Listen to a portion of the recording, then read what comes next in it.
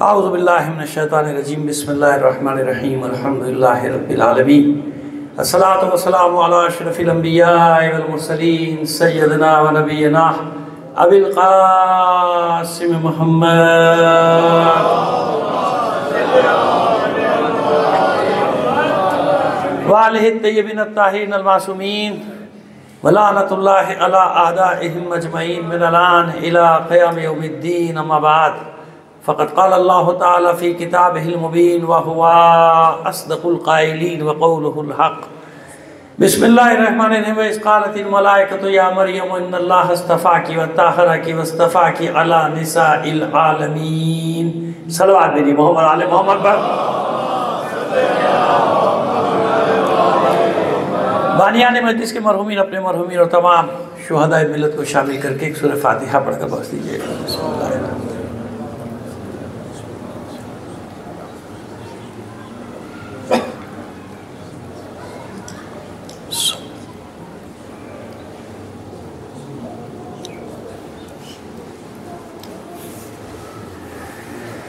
सलवात इनायत फरमा दीजिए मोहम्मद आले मोहम्मद पर।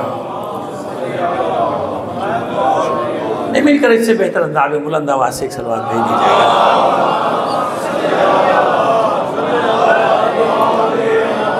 आप अहबाब अगर थोड़ा थोड़ा सा आगे आ जाएंगे ना तो मुझे आसानी हो जाएगी, मेरी खातिर थोड़ा थोड़ा सा आगे आ जाएगी। जज़ाकल्लाह। थोड़ा थोड़ा सा आगे आएंगे, सिमट आएंगे तो गुफ्तगू में आसानी हो जाएगी। जज़ाकल्लाह। आ जाए, शर्माई नहीं, शर्माई नहीं, आ जाए, आगे आ जाए, कोई बात नहीं बेटा, आ जाओ आगे। आज आप तो जवान, आपको क्या परेशानी, चलो बड़ों को तो रहमत होगी खिसकने में, आप तो जवान आदमी हैं यार। जज़ाकल्लाह। मिलकर एक बार और तमाम मोमिन की सेहत और सलामती के लिए बुलंद आवाज़ से सलवात इनायत फरमाइए।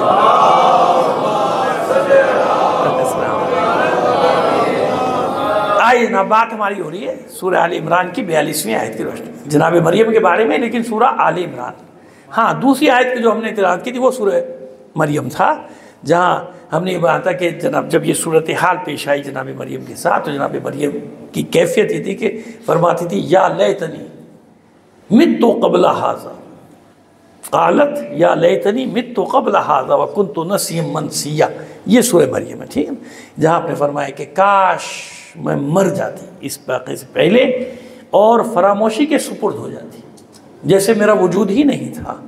ठीक है जनाब, ये हमारी गुफ्तगू चल रही है। हमने पहली मजलिस पूरी जनाब मरियम के पूरा पस मंज़र से बताया आपको, जनाब हाजरा के बारे में गुफ्तगू की, जनाब सारा सलामुल्लाह अलैहा के बारे में गुफ्तगू। ठीक, परसों से हमारा वादा आपसे चल रहा है कि सारी मजालिस जो होंगी किसकी शान में होंगी, मासूम है कौनैन की शान।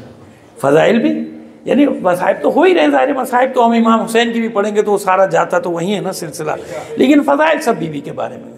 तो कल जहाँ से बात छोड़ी थी वहाँ से फिर इंशाल्लाह लेकर आज बात को आगे बढ़ते हैं। और कल हमने बताया था ना नूर के बारे में, कैसा नूर है ये, और हवाला भी कितना बड़ा दिया था। ऐसी शख्सियत का हवाला दिया था कि जिसको लोग जानते ही नहीं, आज भी नहीं जानते। लोग यही समझते हैं कि उसका अकीदा कच्चा था, इनका पक्का है। आप देखिए, जुल्म देखिए, जिसको अकीदे की ऐन का नहीं मालूम उसका अकीदा तो पक्का, और जो कह रहा है कि आज तक बैत फातिमा में नूर का सिलसिला है, मलाइका का आना है जाना है, उसका अकीदा कच्चा।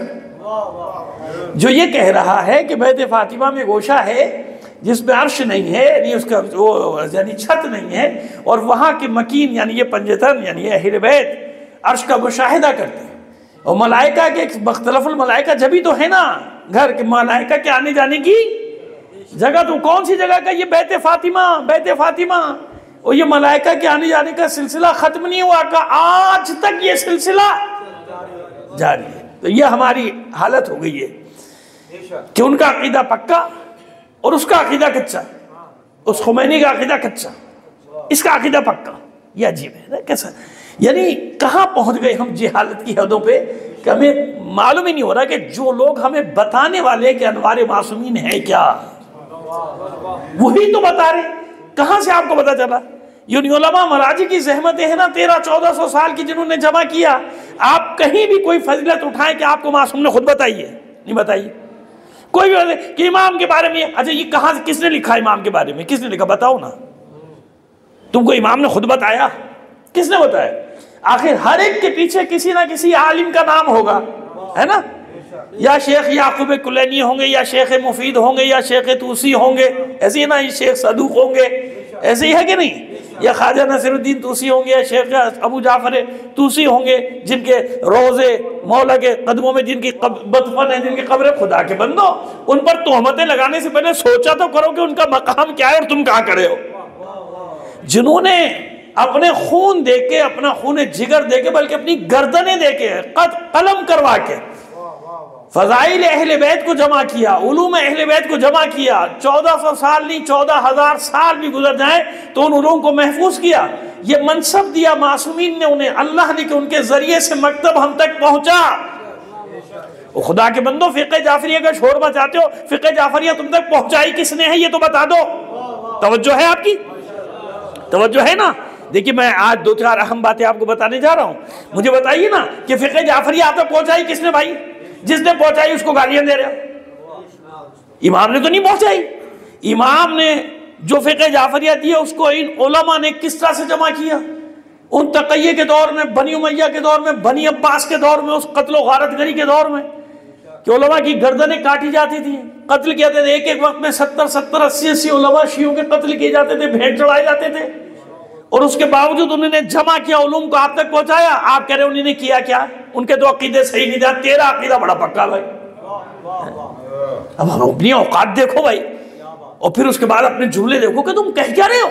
वो होश में हो, उन लोगों की कुर्बानियां। तो आइए अब ये आपकी खिदमत पेश करना चाह रहे कि ये इसलिए मैंने अर्ज़ किया कि वो खुमैनी जो ये बता रहा है कि बैत फातिमा में नूर है, नूर ही नूर है, और इस नूर का सिलसिला मुनक़ते नहीं हुआ है, आज तक जारी। मैंने ये बताया था कि किसको दर्स दे रहे थे ये? मुझ जैसे, आप जैसे नहीं बैठे थे, मुजतहिदीन बैठे थे सामने, जिनको ये दर्स दे रहा है कि आज तक मलाइका के आने जाने का सिलसिला, यहां तक कल बात हो गई। अब आगे बढ़ाए, क्यों? सवाल फिर वही चल रहा है, आखिर फातिमा को ये मनसब क्यों? कोई भी खातून खड़ी हो कि क़यामत के दिन कह सकती है ना कि परवरदिगार तूने मनसब दे दिया, हमें देता हम बन जाते, है ना? कोई भी कह सकता है, हमें देता हम बन जाते, तूने तो दिया है। हाँ भाई, अल्लाह ने तो दिया है मनसब। इस सवाल का क्या जवाब है? परवरदिगार हमें तू सजा दे रहा है, जहन्नम में डाल रहा है, हमें क्यों डाल रहा है भाई? तूने उन्हें इमाम बनाया, उनके मानने वालों के दिलों में ईमान डाल दिया, उन्हें अहले बैत का पैरोकार बना दिया, हमें नहीं बनाया। हमारा क्या कसूर? हमें बना देता, हम भी बन जाते, है ना? सवाल कर सकता है ना कोई? और है लोगों के अकीदे ये है कि भाई तो अल्लाह की मर्जी, जिसे चाहे माफ कर दे, जिसे चाहे जन्नत में डाल दे, जिसे चाहे जन्नत में डाल दे, ये तो अल्लाह की मर्जी है, वो जैसे चाहे कर। अच्छा, तो जज़ा और सजा का तस्वूर ही क्यों दिया फिर अल्लाह ने? फिर अल्लाह ने कुरान मजीद में अमर नहीं क्यों किया कि ये काम करो, ये काम ना करो? जरूरत ही नहीं थी, उसकी मर्जी है, जिसको चाहे छोड़ दो। फायदा क्या हुआ? मैं अमाल किए जा रहा हूँ जब मुझे पता ही कुछ नहीं है, मुझे फेंक देगा उठा के जन्नत में, परवरदिगार तो फायदा है ना? नहीं, जानवर थोड़ी हो, तुम इंसान हो। पहली मजलिस में बताया था कि जानवरों का मामला है ये। जानवर क्योंकि मजबूर है, महज है, उसका काम है काटना। कुत्ते का काम है काटना, पागल हो जाए तो काटेगा ना। पागल कुत्ते, आप तो माशाल्लाह आप तारीख से वाकिफ हैं कि कितने पागल कुत्ते काटते रहे पब्लिक को आज तक। सलावत भेजिए मोहम्मद आले मोहम्मद पर। नहीं, लेकिन अगर इंसान पागल बन जाए, कुत्ता बन जाए तो इसको सजा है, उस कुत्ते को सजा नहीं। वो उसको क़यामत का कैसे सजा? अल्लाह ने बनाया इसीलिए भौंक, तू कुत्ता भौंक रहा है। लेकिन इंसान बन जाए तो इसको सजा है कि तुझे इंसान बनाया था तो कुत्ता बन गया, है ना? ये बता चुके ना पहली मजलिस में आपको सबको कि इंसान के पास इख्तियार है, ना मलाइका के पास इख्तियार है, ना हैवान के पास इख्तियार है, ना जमादात के पास इख्तियार, ना नबातात के पास इख्तियार। किसी मखलूक के पास इख्तियार इंसान के पास है। जब इंसान के पास है तो इसके लिए जजा भी है और सजा। उनके लिए ना जजा है ना सजा है। क्यों? वो मजबूर जैसे बना दिया वैसे कर रहे हैं। इंसान अलग है, इंसान को इख्तियार दिया अल्लाह ने। समझ में आ रही है भाई बात? आइए, ये बात पहली मंजिल पूरी इसके ऊपर पढ़ी है, लेकिन तकरार क्यों जरूरी थी कि आज फिर ये 2-4 बातें आ जाएंगी, या जो नहीं थे उनको बात समझ में आ जाए कि नहीं, मंजिलें दी गई। अब सवाल हमने क्या रखा कि फातिमा के ये मनसब क्यों, किस लिए ये मनसब? 2 वजूहात, एक कल बयान हो गई, एक आज बयान हो। फातिमा कौन है फातिमा? हदीस किस्सा का हवाला कल हमने दे दिया।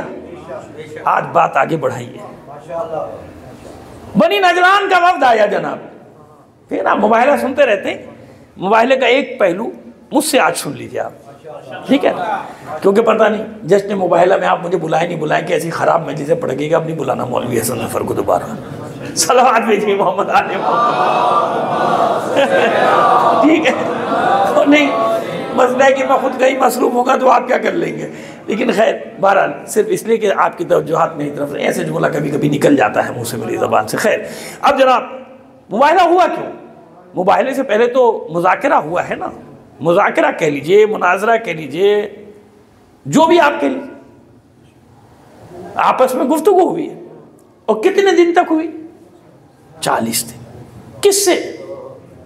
40 उलमा आए थे बनी नजरान के। उलमा जाहिल नहीं थे, और उनमें भी एक उनका सरदार जिसका नाम आकिब कहीं आया कहीं कुछ और आया, यानी अस्क़फ़ आज़म उनका पॉप, वो भी आया। क्यों आए? कि भाई सरजमीन हिजाज में किसी ने नबूवत का दावा किया है, चलो चल के देखें नबी है या नहीं, चलो चल के देखें नबी है या नहीं। इसीलिए आए थे ना भाई, ये कुरान गवाह है ना इस बात का। तमाम तफसीरें छोटे ले, एक लाइन में लिखो या 10 लाइन में लिखा, सबने कहा भाई ये हुआ, मुबाहिला हुआ। मुबाहिला हुआ क्यों? पहले मुबाहिला थोड़ी हुआ, वो किताबों के आलिम थे, बहस में बैसा हुआ। किससे हुआ? अल्लाह के रसूल से हुआ। किससे हुआ? अल्लाह के रसूल से। अल्लाह के रसूल से बड़ा कोई आलिम है रुए जमीन पर? है नहीं है ना। आलम फिल आलमीन, कायनात में अल्लाह के बाद सबसे बड़ा आलिम कौन है? अल्लाह का। ऐसे ही है ना, अल्लाह का रसूल। उससे बहस हुई, 40 दिन तक उन्होंने रसूल की बात नहीं मानी।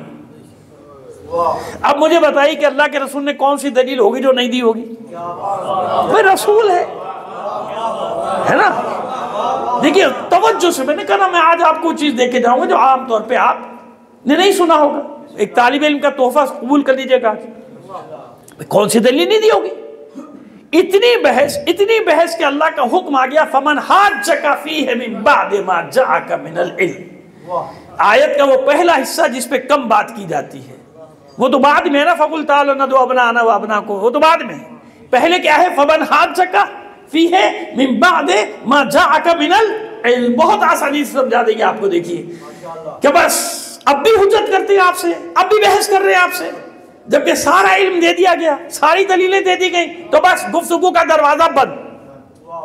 यही है ना आयत का अंदाज, यही है ना कि परवरदिगार ने खुद मना कर दिया, वही भेजी के बाद आप गुफ्तगू नहीं होगी। आपने सब बता दिया इनको। मैंने कहा ना रसूल से बहस कर रहे थे, रसूल से। अल्लाह का हुक्म। अच्छा ये हुक्म एक दिन में तो नहीं आया होगा कि बस अब गुफ्तगू नहीं होगी। जाहिर इतनी लंबी बातचीत हुई तो हुक्म आया ना, वरना पहले तो एक दिन में थोड़ी आ गया अभी बातचीत हुई। अल्लाह कहते हैं नहीं गुफ्तगू नहीं, मुबाहिला को नहीं। मुबाहिले की नौबत तो जब आई जब उन्होंने कोई दलील नहीं मानी, कोई बुरहान नहीं मानी, कोई हुज्जत नहीं मानी, कोई बात नहीं मानी। तौरात से बताया नहीं माना, ज़बूर से बताया नहीं माने, इंजील से बताया नहीं माने। कुरान तो वैसे ही नहीं मानते थे, कुरान तो वैसे ही नहीं मानते थे ना, नहीं मानते थे कुरान। क्या किया जाए भाई, कैसे समझाएं इनको? अब अल्लाह का हुक्म है, बस अब गुफ्तगू का दरवाजा बंद, अब मुबाहिला होगा। अब क्या होगा? मुबाहिला होगा।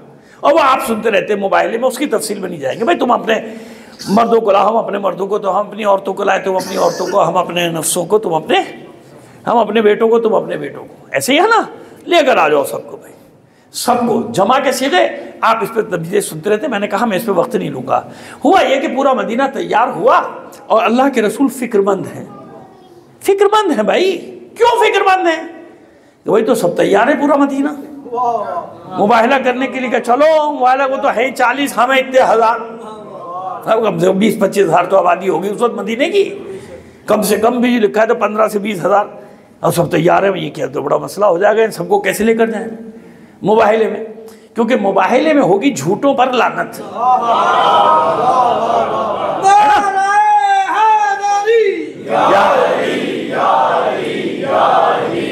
यही है ना।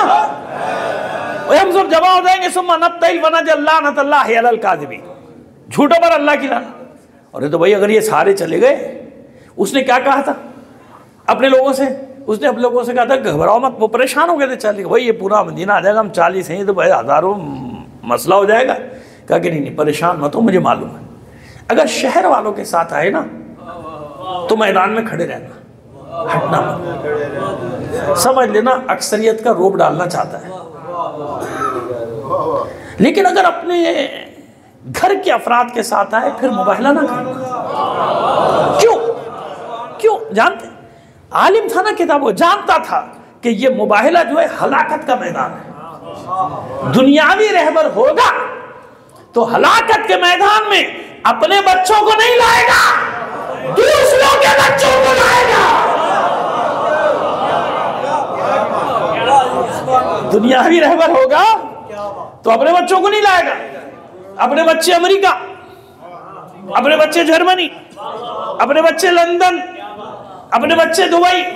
मगर ये सब तो सब था ही नहीं, पता नहीं क्यों मेरे मुंह से निकले चला जा रहा है।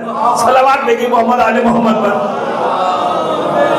क्या करे, हाँ एकदम मुझे ख्याल आया कि ये सब कब था, वो उस जमाने में था ही कुछ नहीं, लेकिन अब जो दिमाग पे सवार रहता है वो जबान पे आ जाता है। मैं क्या करूं, सलावत भेजिए मोहम्मद आले मोहम्मद पर।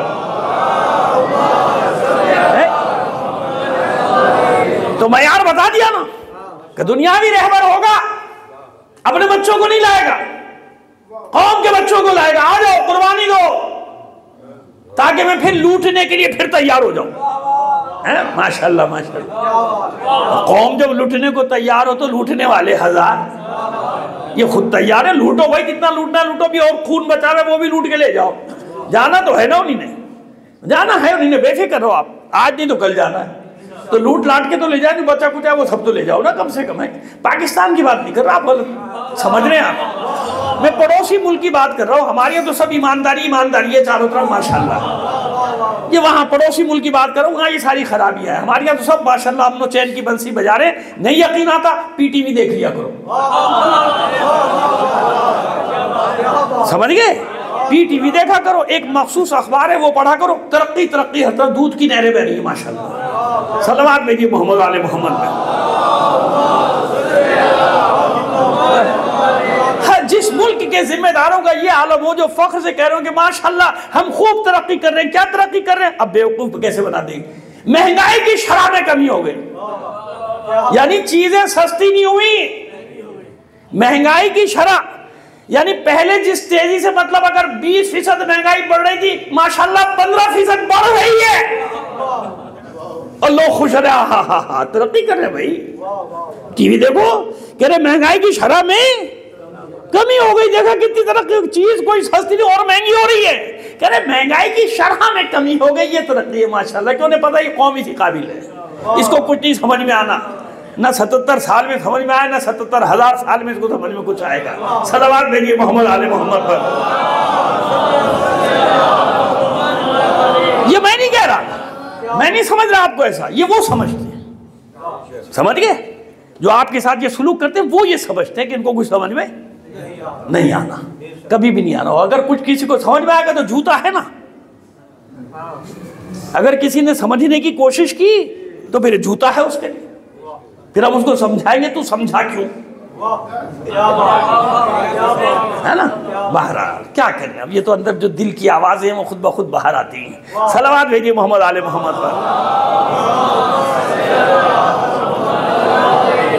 अब कहाँ की बात थी कहाँ चली गई, मुझे भी कुछ पता नहीं चलता, बुढ़ापा आ गया लगता है मुझके ऊपर, मेरे ऊपर। कहाँ की बातों को मैं कहाँ ले जाता हूँ फिट करने के। खैर, तो जनाब हुआ ये कि मुबाहला, उसने कहा कि दुनियावी रहबर होगा तो अपने बच्चों को नहीं लाएगा, दूसरों के बच्चों को लाएगा। और अगर वाकई नबी है, इलाही रहबर है, तो ऐसे मैदान में सबसे पहले अपने जिगर के टुकड़ों को लाएगा। दूसरों के बच्चे क्यों, जब मैं हक पर हूं तो पहले मेरे बच्चे।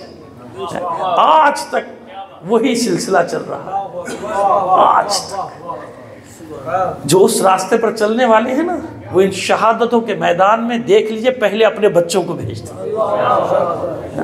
इसलिए उनकी कौमें उनके पीछे चलती हैं, क्योंकि उनमें से कोई लीडर उनका ऐसा नहीं जिसके 1 या 2 या 3 या 4 बच्चे शहीद न हुए। समझे, हसन नसरुल्लाह का बेटा शहीद हुआ था ना जब 17 साल का था, हादी हसन नसरुल्लाह। तो उसका जनाजा रोक लिया था लाश इसराइल। शर्तें मनवाना चाहते थे, फला फला वो दे दो तो हम तो बेटे की लाश दे दो। मुझे अपने बेटे की लाश चाहिए नहीं, ये जितने भी शहीद हैं सब तो मेरे हैं। अब वो कौम उसके ऊपर जान नहीं देगी।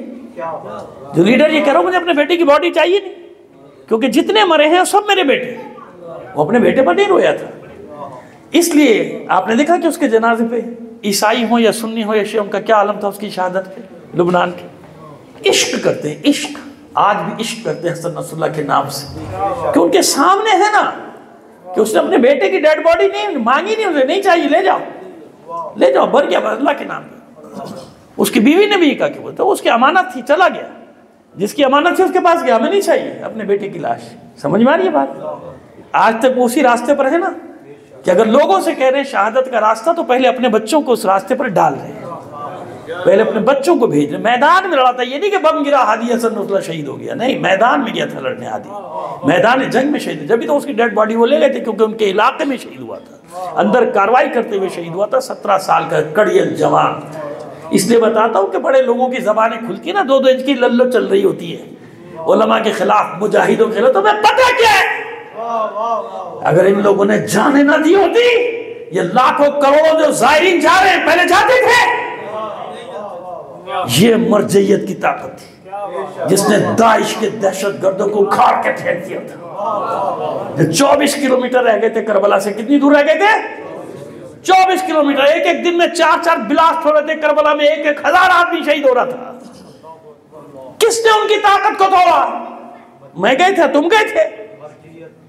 मरजैयत थी। जब उसने हुक्म दिया, माओ ने अपने बेटों को भेजा, और फिर जो हश्र हुआ, दाइश को सर छुपाने की जगह नहीं मिली थी, जमीन में घुस रहे थे छुपने के लिए, जमीन उगाल के फेंकती थी निकाल के, ये मारो। और इत्मीनान रखो, शाम की खबरों से परेशान ना होना। इस मिंबर पे कह रहा हूं, रहूं या ना रहूं, यकीन रखो कि इस शाम में दहशतगर्दों की शाम हो जाएगी।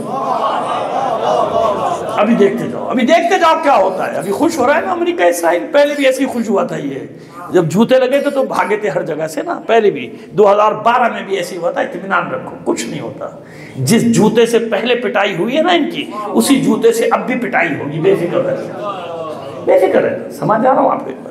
ये इसलिए बता रहा हूँ कि बातें आपको कोई बताएगा नहीं, इसलिए कान से दिल में उतारो ये बातें, कि जबान खोलने से पहले थोड़ा सोचा करो किन लोगों के लिए जबानें खोल रहे हो। मालूम है तुमको, जब हम चल रहे होते ना, मशी के लिए चल रहे थे, तुम्हें पता है कितने हिसार तुम्हारे गिर्द होते उन सिपाहियों के, मुजाहिदों के? 4 रेयर, यानी आपसे 200-200 फीट, 300-300 फीट दूर मुहासरे में होते हैं आप मुजाहिदीन के, ताकि कोई किसी ज़ाहिर हुसैन को नुकसान ना पहुंचाए। तो मत गया क्यों? बताइए, मुझे बताइए, वो जो मोर्चों में बैठे आपका दिफा कर रहे हैं, हिफाजत कर रहे हैं, स्क्रीनों पे देख रहे हैं, 150-150 स्क्रीन लगा के देख रहे हैं, किसी ज़ाहिर को नुकसान ना पहुंचे, क्यों? वो शिया नहीं है क्या? वो भी सब छोड़े ना, हम भी मातम करने जाएंगे, हमें मोहम्मद के चेहरे पे हमें भी जाना है, क्यों? वो जो यहाँ बड़ी बड़बड़ करते हैं ना, मैं उनसे पूछ रहा हूँ क्यों? वो भी छोड़ के चले जाए ना? नहीं, जानते हैं कि ये ड्यूटी हुसैन ने लगाई। हमारे मराजे उन मुजाहिदों के लिए नाम क्या कहते हैं कि ये वो मुजाहिद हैं, ये नामालूम मुजाहिद जिनको कोई नहीं जानता, देख नहीं रहा ना कोई छुपे में, ये वो मुजाहिद हैं। वो अपने लिए कहते हैं, मर्जे अपने के, हम जाते हैं हुसैन के पास, हुसैन आता है उनके मोर्चों में, ये उनका मर्तबा है। तो हम जाते हैं हुसैन के पास, हम जाते हैं करबला। तो अल्लाह के बंदो, ऐसे ज़बानें ना खुला करो, खुदा के लिए जवाब देना मुश्किल हो जाएगा। इन्हीं ने अपना पाक खून दिया है, इन उलमा ने, इन मराजी ने, इन मुजाहिदों ने। जब जाके रास्ते खुले हैं आपके, करोड़ों लोग जा, पहले क्यों नहीं जाते थे? जा सकते थे, हिम्मत थी। सद्दाम के ज़माने में जाते थे ना, मुझे मालूम है क्या होता था। अंदर रो सकते हो, मातम में नहीं, कुछ नहीं कर सकते थे। आज जो कुछ हो रहा है, किसका मरहून मिन्नत है? ये ताकत है, मरजियत की ताकत। चलिए आपको लेकर आगे चलिए। अब ये भाई क्या करूं, इसके बगैर मेरी मजलिस होती नहीं, पूरा पाकिस्तान जानता है। अब आदत पक्की हो गई 40 साल में, अब तो ये आदत बदल भी नहीं सकती है। अल्हम्दुलिल्लाह, सलावत भेजिए मोहम्मद आले मोहम्मद पर। तो मैं यार मालूम हो गया तवज्जो, मैयार मालूम हो गया कि ऐसे मैदान में लोगों के बच्चों को भेजेगा अगर दुनियावी रहबर होगा, इलाही रहबर होगा तो बस इसलिए फिक्रमंद है अल्लाह का रसूल के सब आगे तो क्या होगा। क्यों? अगर बद्दुआ होगी, झूठों पर लानत करार दी जाएगी, तो भाई क़यामत तक के लिए बनी नजरान तो मुतमईन रहेंगे, चलो भैया हम हलाक हुए, उधर से भी पटापट गिर रहे थे, धड़ाधड़ गिर रहे थे, धड़ाधड़ झूठे गिर रहे, क्योंकि लानत तो झूठों पे होगी ना। बस इसलिए जो कल मैंने जिक्र किया है, ये है वो मकाम जहां अल्लाह का रसूल फरमाता है अल्लाहुम्मा हाउलाए अहले बैत, माबूद बाकी का मैं जिम्मेदार नहीं, लेकिन इनकी पाकीज़गी, इस्मत और तहारत का मैं जिम्मेदार हूँ, क्योंकि ये मेरे अहले बैत हैं। समझ में आ रही है बात हमारी? अब कल मुख्तसर करते हैं, चलेगी हस्तियां 5। उसने आते हुए देखा 5 हस्तियों को, क्या कहा आकिब ने? मुबाहिले से हाथ उठा लो, जजिया दो और भागो, जजिया दो और वापस चलो। उसके साथियों ने, क्या हो गया भाई, क्यों अभी तो हमारी को बात ही नहीं हुई, अभी मुबाहिले की नौबत ही नहीं आई तो तू कह रहा वापस चलो? का वापस चलो क्यों? वो चेहरे देख रहा हूं जो पहाड़ों को इशारा करेंगे, पहाड़ अपनी जगह छोड़ देंगे। अब आपको रोकता हूं यहां सूरह हश्र, कुरान का वज़न बताया गया, लौ अंज़लना हाज़ल कुरान अला जबलिन लरअयतहु खाशिअम मुतसद्दिअम मिन खशियतिल्लाह। कुरान का वज़न बताया कि अगर इस कुरान को पहाड़ों पर नाजिल करते, कुरान अल्लाह के खौफ से लर्जा होकर रेजा रेजा हो जाता। पूरी एक मजलिस में पढ़ी थी, हमें याद इसका मज़मून का, लेकिन अभी वज़न बता रहे कुरान का वज़न क्या है? वज़न ये कि पहाड़ों पर रखा जाए तो पहाड़ गए, खत्म, जगह छोड़ देंगे। उसने कुरान नहीं पढ़ा, ना सूरह हश्र पढ़ी आकिब ने, लेकिन अल्लाह ने कलमा हक उसकी ज़बान पे जारी किया। क्या कहता है कि वो चेहरे देख रहा हूं, अगर पहाड़ों को इशारा करेंगे, पहाड़ अपनी जगह छोड़ देंगे। उसकी समझ में आ गया कि अहले बैत का वज़न क्या है। मुसलमानों की समझ में नहीं आया कि इन्नी तारिकुन फीकुम सकलैन का मतलब क्या है।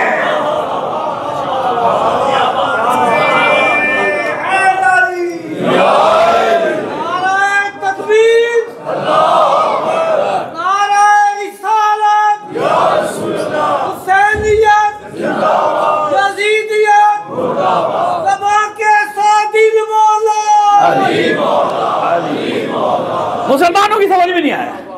इन्नी तारिकुन फीकुम सकलैन, 2 वज़नी चीजें, किताब अल्लाह व सुन्नती। सुन्नत का वज़न तो कहीं बता दो, कहीं रसूल ने बताया हो, कोई कुरान ने बताया हो। अहले बैत का वज़न पता चल गया क्या है। पहाड़ पे नाजिल करते रेजा रेजा हो जाता, सुन्नत पे थोड़ी नाजिल हो रहा है कुरान।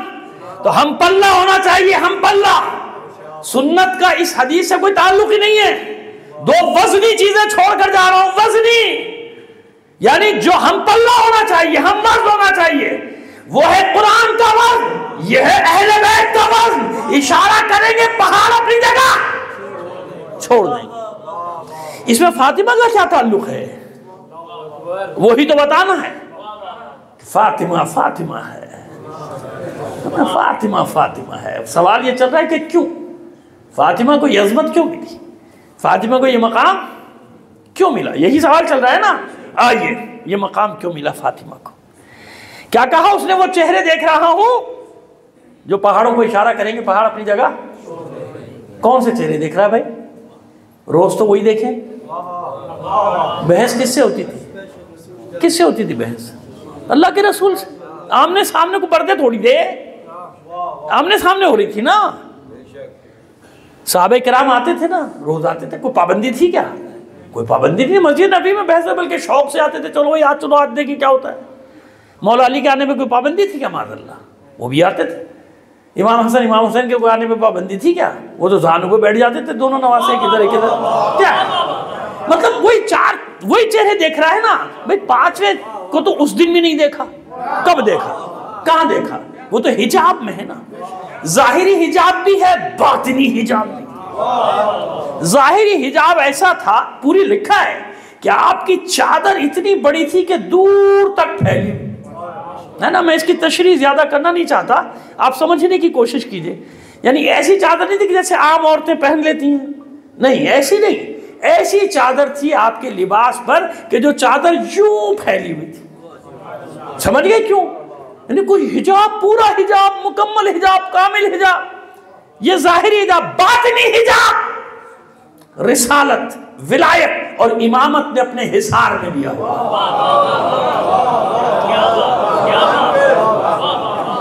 अब देखिए दोनों बातें हो गई। कल मैंने क्या समझाने की कोशिश की थी कि फातिमा हिसार है, इन्नमा की तरह फातिमा हिसार है। फातिमा की मौजूदगी में इमामत, विलायत और रिसालत में कोई गैर दाखिल नहीं हो सकता। अब यहां आप देख रहे हैं कि जाहिरी हिसार किसका हो गया? रिसालत, विलायत और इमामत ने अपने हिसार में ले लिया मुक़द्दर इस्मत और तहारत को। तो जाहिरी हिजाब और बातिनी हिजाब दोनों मुकम्मल। तो उसने देखा कहा, चार कोई तो देख रहा है, जिन चार को रोज देख रहा उन्हीं को देख रहा है ना। लेकिन मसला वही, याद रखना कल मैंने ऐसे मतलब नहीं बयान कर दिया था जनाब जिब्राइल वाला। अब आपको लुत्फ आएगा उस मतलब का जो मैंने कल बयान कर दिया। अब आपकी समझ में आएगी बात। वही चेहरे देख रहा है, लेकिन कल तक अलग अलग देखा था। नूर मोहम्मद अलग, नूर अली अलग, नूर हसन अलग, नूर हुसैन अलग। आज जब नूर फातिमतुल ज़हरा दरमियान में शामिल हुआ, नूर कामिल हो गया। जब नूर कामिल हुआ, वो किताबों का आलिम था, देखते ही पहचान गया कि नूर अपने कमाल की हालत में आ रहा है।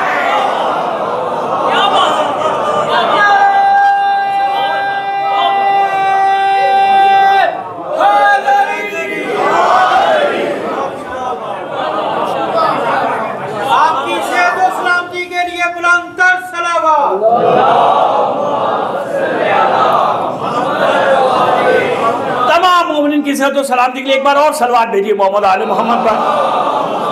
समझ में आ गया? यानी आज जब देखा तो नूर को कमाल पे देखा। आंखें खीरा, जैसे कल खीरा हो गई थी जिब्राइल की, जैसे कल खीरा हो गई थी आलमीन की, क्योंकि आलिम था, आलिम किताबों का। पहचान गया कि नूर अपने कमाल पे आ रहा है। अगर इससे उलझ बैठे तो तबाही तबाही क़यामत तक के लिए। खुद कहता है कि क़यामत तक के लिए कौम सारा तबाह हो बर्बाद हो जाएगी। खबरदार, मुबाहला ना करो, जजिया दो, भागो यहाँ से। अब आप बताओ, आपको फातिमा कौन? अभी भी पूरा मतलब नहीं हुआ। अब मतलब पूरा करने जा रहा हूँ कौन फातिमा है। और याद रखना, भूलोगे नहीं इंशाअल्लाह, कभी भी नहीं भूलोगे इस मतलब को जो मैं अब तुम्हारे हवाले करने जा रहा हूँ, जिसके लिए मैंने पूरी मेहनत की है आज। अब समझ पे, ये तो बात तो तय हो गई ना कि जब फातिमा शामिल हुई अनवार मुकद्दसा में तो नूर कामिल हुआ। जब नूर कामिल हुआ, कायनात की आंखें खीरा हो गई। क्यों? सवाल फिर अपनी जगह, क्यों? अब इस क्यों का जवाब, कौन है फातिमा? मैं खुद जब ये मतलब तलाश किया था, वो पेश किया था अपने असातिज़ा की खिदमत में, तो असातिज़ा ने कहा और थोड़ी मेहनत करो। मैंने और मेहनत की, और मेहनत की, फिर आखिर मैंने कहा कोई नतीजा दे दे। कल नतीजा भी खुद निकालो, यकीन मानो। और जब मैंने नतीजा निकाल के तो मुझे फ़ख्र है अल्हम्दुलिल्लाह इस बात में। बहुत मामूली सा तालिब इल्म, बहुत कम पढ़ा लिखा हूँ मैं, मुझे बड़ा आलिम ना समझे आप, तालिब इल्म छोटा सा। लेकिन ये फ़ख्र है कि मुझे मेरे मतलब पर तायीद की, मेरे मतलब की तस्दीक की। सुनो कौन है फातिमा।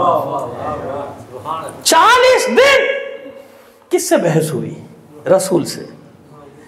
कौन सी दलील होगी जो रसूल ने ना दी होगी, है ना? सुनो कौन है फातिमा। खुदा की कसम, मेरे रोंगटे खड़े हो जाते हैं जब ये मतलब मैं बयान कर रहा हूँ। आपके मेरा अल्लाह गवाह है, मैं ऐसे नहीं कर रहा, मैं खुद एक कैफ महसूस करता हूँ, एक कैफियत। कौन है फातिमा? सुनो, जहां सारी दलीलें खत्म हो जाएं, हुज्जतें खत्म, बुरहान खत्म, तो अल्लाह अपने हबीब को फातिमा की सूरत में वो दलील, वो हुज्जत, वो बुरहान देता है। ए मेरे हबीब, अब गुफ्तगू की जरूरत नहीं पड़ेगी, मैं वो दलील आपके हवाले कर रहा हूं कि ये आपके साथ होगी, आप जीत जाएंगे।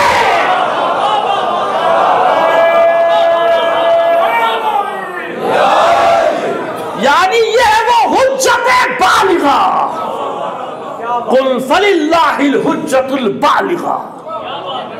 कुरान में जिसे हुज्जत बालिगा कहा गया है, ये वो हुज्जत बालिगा है, मंजिल तक पहुंचाने वाली दलील का नाम है फातिमा। हुज्जत बालिगा यानी मंजिल तक पहुंचाने वाली दलील, जो रसूल को मंजिल तक पहुंचा दे, उस दलील का नाम है फातिमा। उस हुज्जत बालिगा का नाम है, जब वो आ जाए तो फिर किसी गुफ्तगू की जरूरत नहीं, किसी अब समझ में आया कौन है फातिमा? तो फातिह मुबाइला कोई और नहीं, ये वो गज़वा है जिसकी फातिह का नाम है फातिमा। ये वो गज़वा है। तमाम गज़वों का जो मालिक है, फातिह है, वो है अली। लेकिन याद रखना, इस ग़ज़वा मुबाहिला की फातिह का नाम है, फातिह मुबाहिला कौन है? फातिमा ज़हरा। बस आपकी ज़हमतों को यहाँ तमाम करने जा रहा हूँ। इंशाअल्लाह ज़िंदगी रही, कल इसके बाद एक और मतलब आपकी खिदमत में पेश कर देगा। अब समझ में आएगी इसलिए अब ये जो दलील है ना, ये हुज्जत। अब एहतराम किसका हुआ? इज़ा दखलत फातिमा, ये तिरमिज़ी की हदीस, सियासत में और जगह भी है लेकिन उसमें लिखे, और सही सिहाए सित्ता यानी सही हदीस, इसमें कोई बहस नहीं है। यानी इसमें इन्होंने कोई बहस मुबाहिसा नहीं किया, कहते नहीं भाई ये सही है, बिल्कुल सही। इसमें कोई उन्होंने आपस में मुनाकिशा नहीं किया कि जब भी फातिमा अपने बाबा के घर में आती थी, कामा इलैहा, अल्लाह का रसूल खड़ा हो जाता था, मरहबा और खुशामदीद कहता था। मरहबा जैसे हम उर्दू में कहते हैं ना, फ़ारसी में है असल में फ़ारसी, खुशामदीद अरबी में क्या कहते हैं? मरहबा। रहबहा इस्तकबाल करते थे, खुशामदीद कहते थे। और कहाँ बिठाते थे? अपने मकाम पे अपनी साहबजादी को बिठा देते थे, मकाम रिसालत। अर्ज कर चुका मैं, अब समझ में आ गया कि क्यों ये किसका एहतराम है? बेटी की हैसियत से नहीं है, ये उस मनसब का एहतराम है जो अल्लाह ने फातिमा को दिया है ना।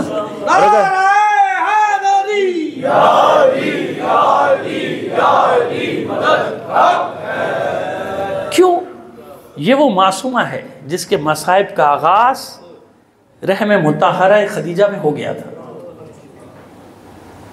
अरहाम मुतहरा का सिलसिला है ना, ये सारा रहम खदीजा में हो गया था। जब जनाब खदीजा तन्हाई का शिकार हुई थी ना, आपके रहम मुबारक में नूर फातिमा आया था, तो तमाम मक्के की औरतों ने बाइकाट कर दिया था कि तुमने हमारी बात नहीं मानी। एक तो यतीम से, अब्दुल्ला के यतीम से शादी की, और दूसरे तुम उस पर ईमान नहीं, तुमने उसको रसूल माना। ऐसे वक्त में औरत को मुनिसों की ज़रूरत होती है ना, गमगुसारों की ज़रूरत होती है, तो बाइकाट था, अफसुर्दा रहती थी। लेकिन एक दिन अल्लाह के रसूल जब हीरा से वापस आए हैं ना, कुछ दिन रहते थे ना, जाके हीरा में वापस आए तो देखा बहुत खुश हैं जनाब खदीजतुल कुबरा, बहुत खुश हैं। कहा कि आप हमेशा ऐसे खुश रहें, आखिर क्या बात है? अभी कल तक तो आप ऐसे नहीं थे, चंद दिन पहले तो अफसुर्दा छोड़ के गया था आपको। कहा कि हाँ, अब मैं खुश हूँ क्योंकि मेरी तन्हाई दूर हो गई। क्यों? क्या मक्के की औरतों ने बाइकाट खत्म कर दिया? नहीं, बाइकाट नहीं खत्म हुआ, मेरे रहम में जो मेरी बच्ची है मुझसे बातें करती। आज उसने मेरी तन्हाई दूर की, मुझे खिताब किया, क्या मातृ किरामी, मैं आपकी दोस्त हूँ, आप मुझसे बातें की। जो रहम मादर में अपनी माँ की मुसीबतों का मुशाहिदा कर रही है। खदीजा की दौलत का अंदाज़ा है ना? नहीं, कोई अंदाज़ा नहीं लगा सकता। कल मुझे याद दिलाइएगा, शुरू के 5 मिनट जनाब खदीजा की दौलत आपको बताऊंगा क्या थी, और बिल्कुल मुस्तरद, आप बेफिक्र रहें। मैं जो बात करता हूँ जिम्मेदारी से कोशिश करता हूँ कि करो, ऐसे नहीं हवा में नहीं हम बातें करो, उड़ा हुआ इधर उधर से लेकर आकर सुनानी शुरू कर दी, नहीं, इत्मीनान रखिए। कल आपको बताऊँगा खदीजा की दौलत क्या है, मुझे याद दिलाइएगा, ज़िंदगी शर्त है, याद दिलाइएगा, भूल जाता हूँ। तो अब इतनी दौलतमंद खातून कितने नाज़ो नेम में अपनी बच्ची को पालेगी हैं? उस ज़माने में महल नहीं होते थे, लेकिन मक्के में खदीजा का महल था। मिंबर पे बैठो, खदीजा का महल था, महल। आप समझते हो ज़माने में एयर कंडीशन नहीं थे, आपसे अच्छे थे। उन चंद घरों में से एक घर था खदीजा का जहाँ एयर कंडीशन लगे हुए थे। कैसे? इतना गर्म है ना इलाका। खस की टट्टी का नाम सुना आपने? खस की वो चटाइयाँ जो थी, ये खस लगाया जाता था, खिड़कियाँ बना के। इस पे पानी का छिड़काव, एक तो खुशबू होती थी और पानी का छिड़काव किया जाता था।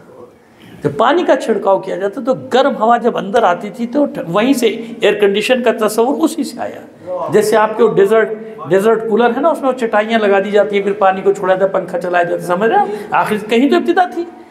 तो ये वो घराना था जिसके बच्चे एयर कंडीशन में पलते थे उस जमाने में, ठंडे रहते। गुलामों कनीज़ों की फौज थी जनाब खदीजा। कल मैं अर्ज क्या बताऊंगा दौलत, आप इत्मीनान रखें, कल मैं बताऊंगा आपको दौलत क्या है खदीजा की, मजाक नहीं है कोई। वो बच्ची, वो खातून खदीजा अपनी 2.5 साल की बच्ची के साथ शाह अबी तालिब, क्या माँ और क्या बेटी, गौर कर रहे हैं?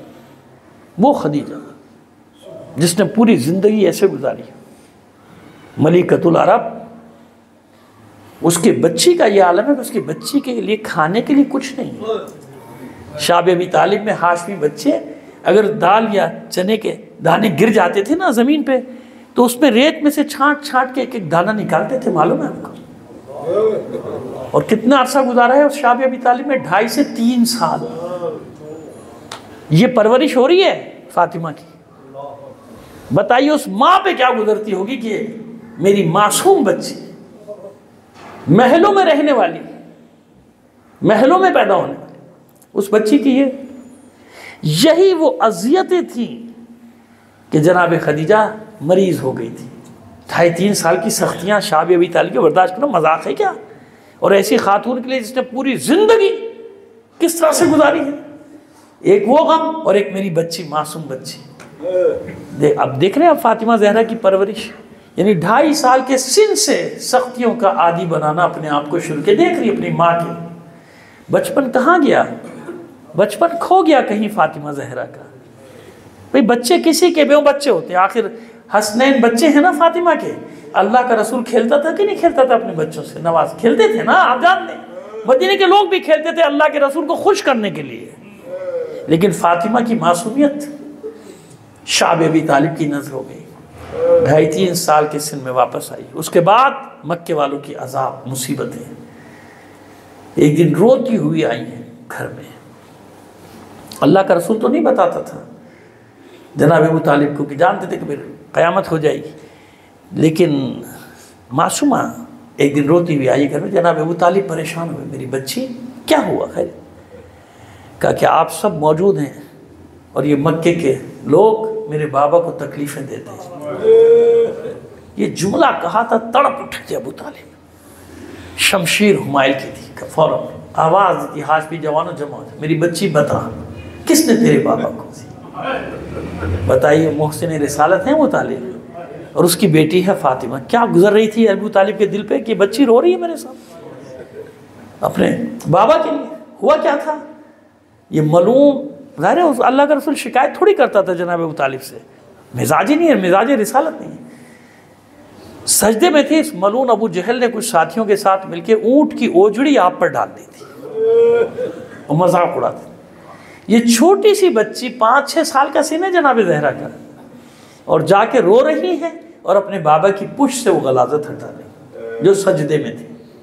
अल्लाह के रसूल आके बताया कि मेरे बाबा को ऐसे ऐसे अजियत दी है सबने।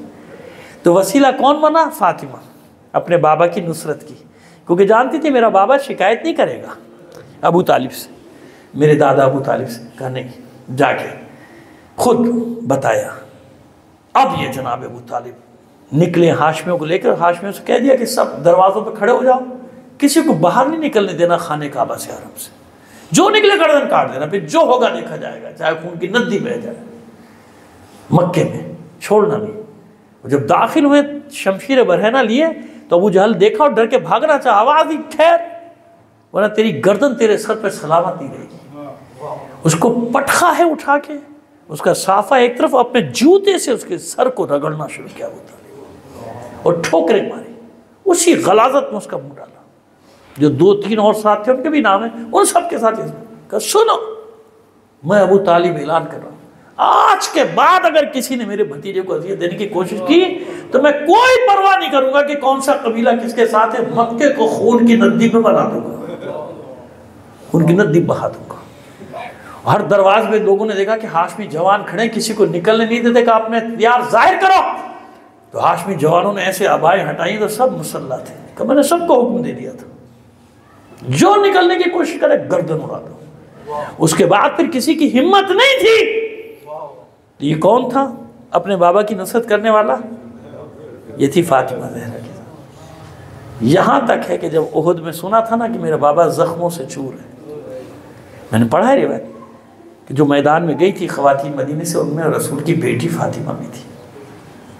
आप भी गई, अपने बाबा के ज़ख्म रोती जाती थी और ज़ख्म धुलाती जाती थी। उम्मत ने छोड़ा तो नहीं था ना कोई दुख। अब मुझे बताइए कि उस बच्चे को जब ये मालूम होगा कि मेरे बच्चों के साथ क्या किया जाए, और क्या किया उसके बच्चों के साथ, आप देख रहे हैं ना क्या किया उसके बच्चों के साथ, बिखर गए। मैं आपके सामने एक बात रख रहा हूँ, रिवायत नहीं पढ़ रहा, लेकिन मुझे यकीन है आज भी जब कोई हुसैन का, अली का चाहने वाला जालिमों के हाथों कत्ल होके गिरता है ना, शहीद होके गिरता है, घर वाला बाद में आता होगा, पहले ज़हरा आती।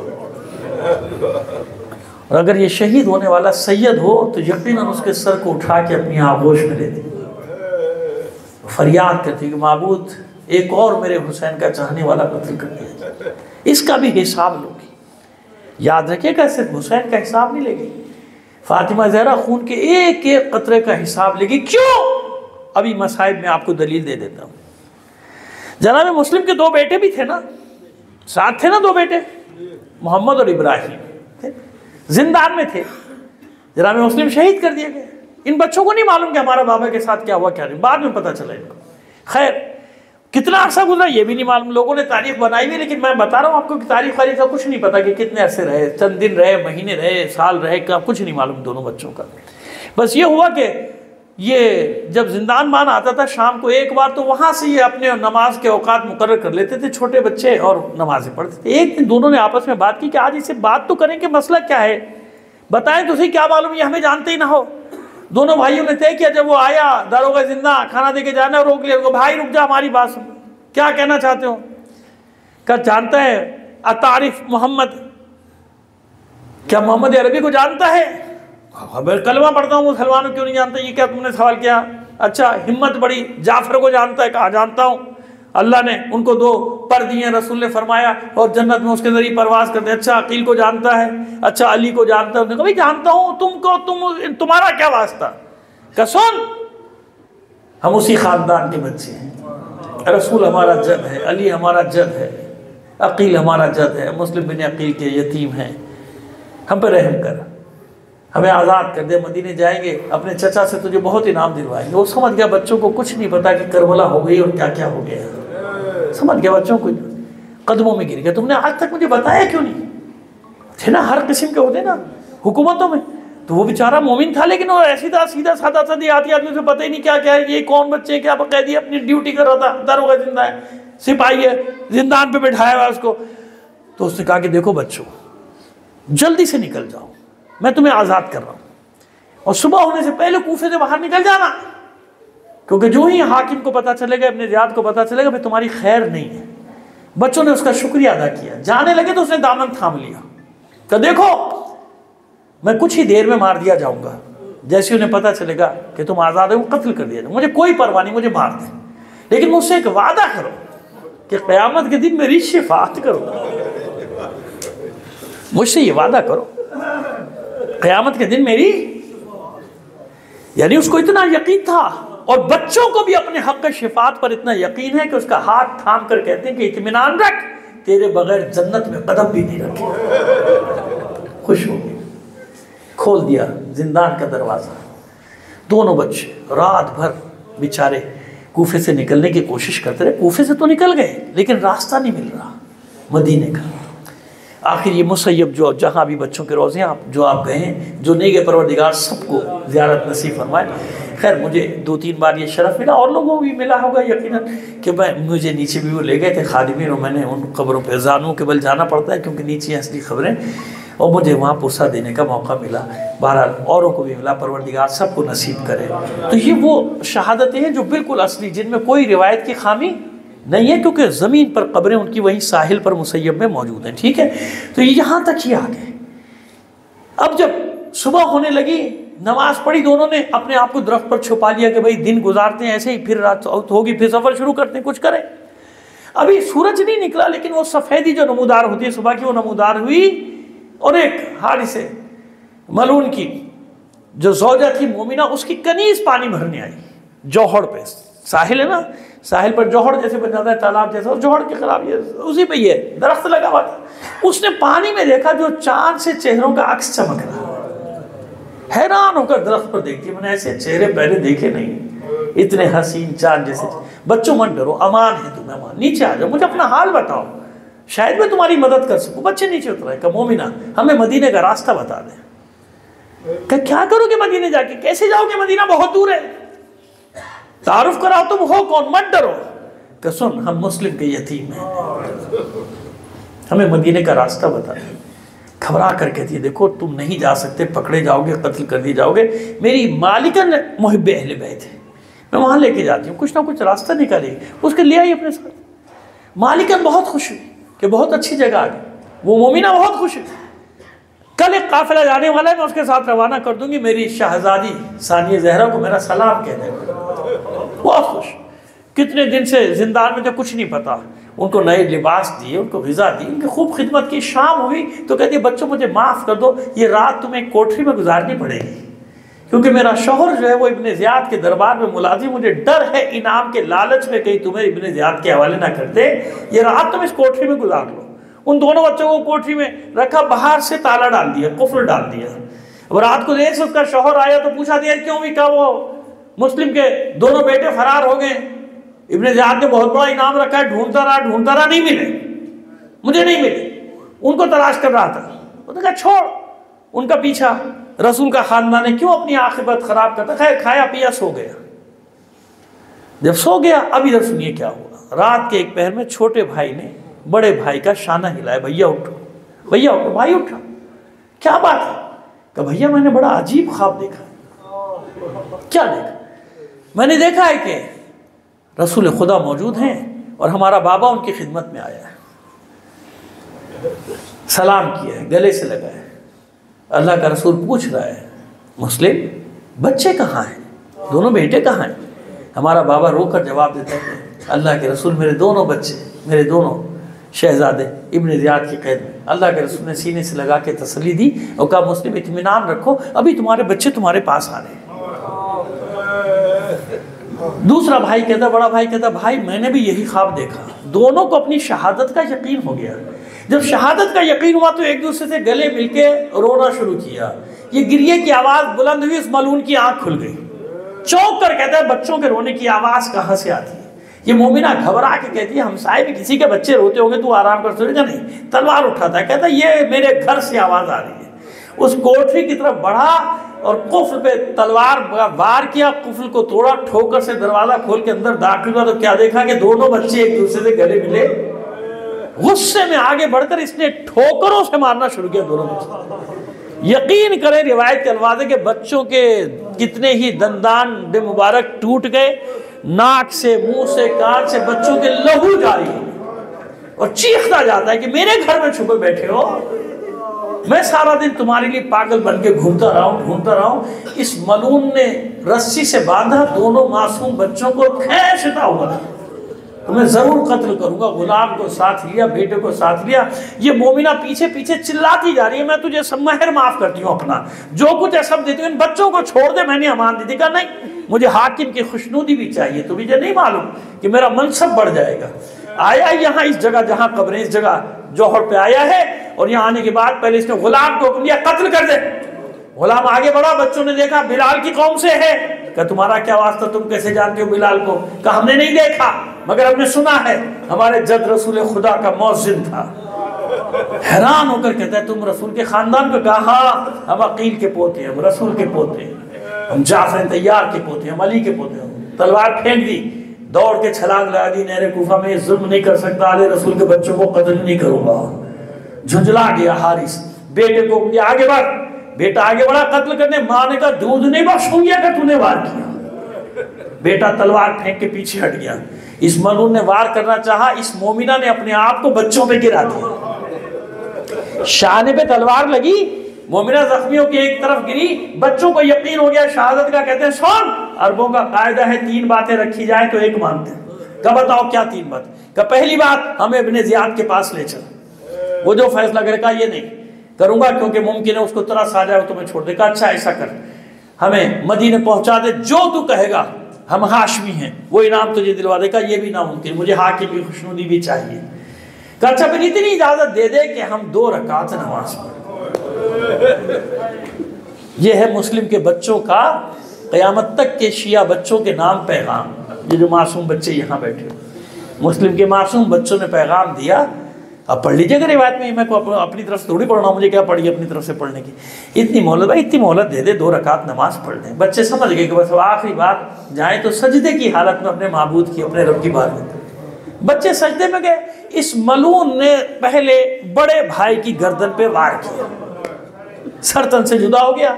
सर अपने पास एक थैला लाया था, उसमें डाला और जिस्म को नहर के हवाले किया। जिस्म नीचे बैठने लगा। छोटा भाई चिल्ला कर कहता, बड़े भाई के खून में करवटें बदलते बदलते चिल्ला कर कहता, भैया मुझे अकेला छोड़ के मत जाना। कहते हैं कि बड़े भाई का जिस्म पानी की सतह पे ठहर गया। इस मलून ने छोटे भाई के सर पे वार किया, गर्दन पे वार किया, सर तन से जुदा किया, सर अपने पास रखा।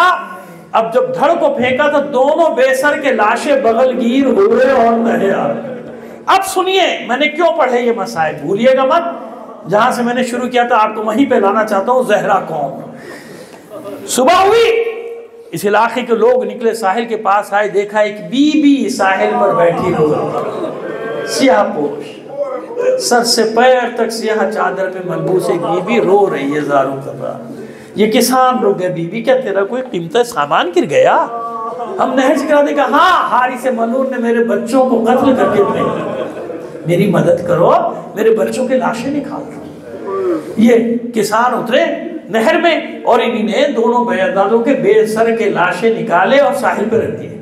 और हैरत से देखते हैं कि ये बीबी दोनों के दरमियान में बैठ गई, कभी एक के सीने में सर रख के रोती है, कभी दूसरे के सीने, और इन्हें खिताब करके कहती है तुमने मेरी मदद की, मेरे बच्चों के लाशें निकाले, तुम्हारी जन्नत की मैं ज़ामिन, मैं क़यामत के दिन तुम्हारी शिफाअत करूंगी। वो हैरान होकर कहते हैं बीबी आप हैं कौन जो इतने इत्मीनान से हमें जन्नत की बशारत देती हैं? बस नजरों से ओझल होने से पहले वो बीबी कहती है अरे मैं कोई और नहीं, तुम्हारे रसूल की बेटी है, तुम्हारे रसूल की बेटी फातिमा हूँ और ये मेरे मुस्लिम के यतीम है। अब समझ में आया अज़ादारों, कैसे हो सकता है कि मोहम्मद करबला में घोड़े से गिरे और ज़हरा आए और मुस्लिम के यतीमों पर ना आए?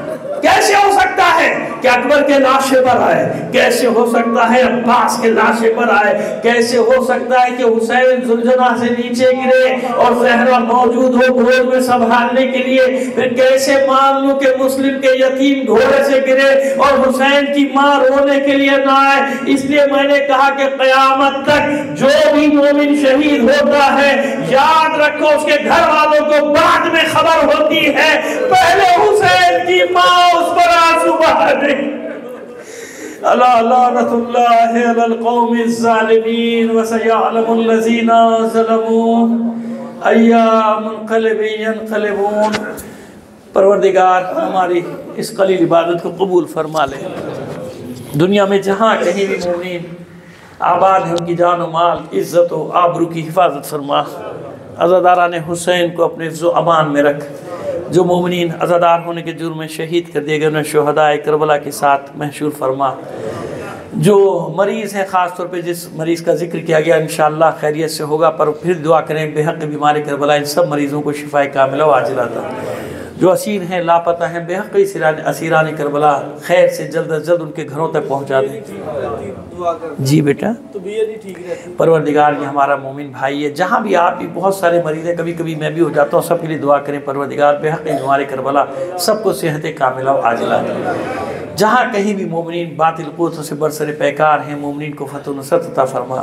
ख़ास तौर पर पारा चनार के मुजाहिदीन, हमारे शाम की मुजाहिदीन, लुबनान, गज़ा, परवरदिगार इस जुल्म व सितम के मुकाबले में इन मज़लूमों को कामयाबी अता फरमा, सरखुरुई अता फरमा, सरबुलंदी अता फरमा। और जैसा कि मैंने आपसे पहली मजलिस में कहा था, यहाँ